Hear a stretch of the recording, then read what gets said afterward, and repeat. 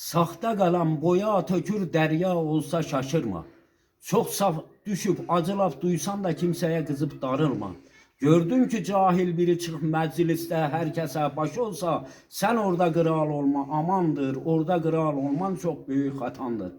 Derin bilgin olsan her yoldan geçip gideni anlatma.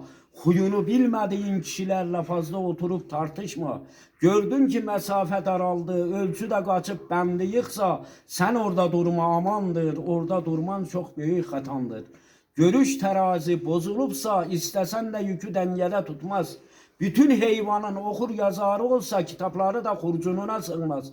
Görsen ki kibir aleminde kürsü kurulup ilim dağılsa sen orada durma, oradan ilim alma amandır. Oradan ilim alman çok büyük hatandır.